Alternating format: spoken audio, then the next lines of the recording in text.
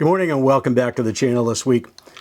You know, last week's or 2 weeks ago, the announcement of the Fuji XH2S was not a complete surprise. Fuji rumors pretty much broke it down before they even announced the thing, but you know what? It's a great camera, and it's almost, to me, it looks like a video camera with stills ability to it, and it's a lot faster. So let's talk about it after the break. So, as you know, in my XH2 Deal Breakers video, I talked about some things that bothered me, and it looks to me like Fuji has addressed most of those issues. Now for me, oh, and by the way, one commenter made a very good point. So I guess you're looking for an XT5. Yeah, I guess I am. I mean, this grip is too big for me. It's just, I mean, it's not comfortable for me. But, you know, you really can grab the camera. But that's only one issue. They worked on the speed issue, the processor, the new sensor. Great stuff. Really, really hit the mark there. And it looks to me, from what I've seen on YouTube, that they've done a great job with that. The IBIS, or IBIS, however you want to say it, is marginally better. It's up to 7 stops. But that's great. You know, 7 stops, you can't really beat that. It looks to me like this camera has gone a long way towards making sports and wildlife still photographers very happy, and also videographers are very happy with the pickup and speed and everything. Now, with that power zoom lens that they came out with, the 18 to whatever it is, 2 something, 135, no, 180, whatever it is. Sorry, I should be more prepared.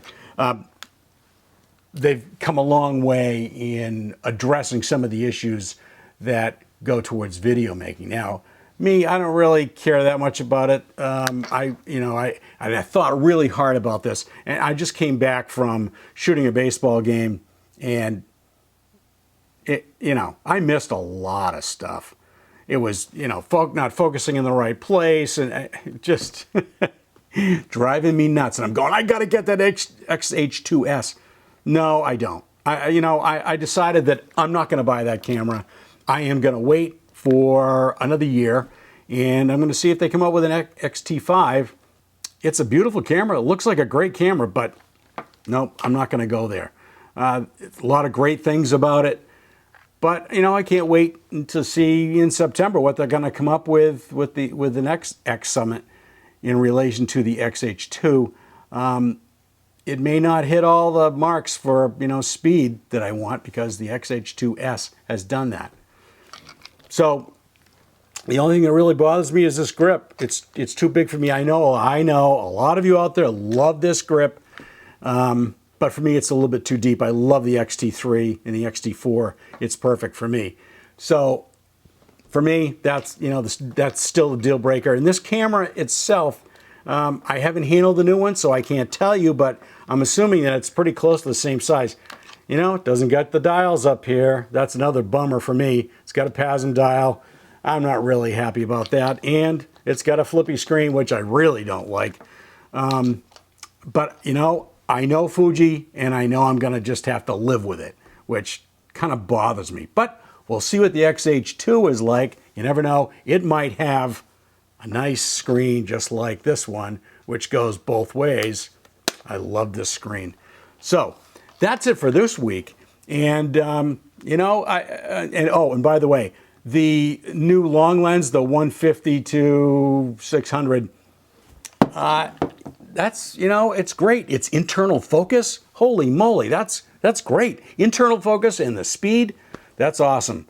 I just wish it wasn't a 5.6 to 8 variable.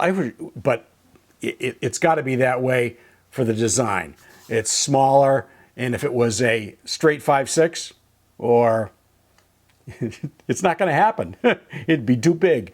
So if I can lay my hands on this gear, I will definitely do a review. But I'm not going to pre-order the XH2S just because I know for a fact that I'm not going to buy it.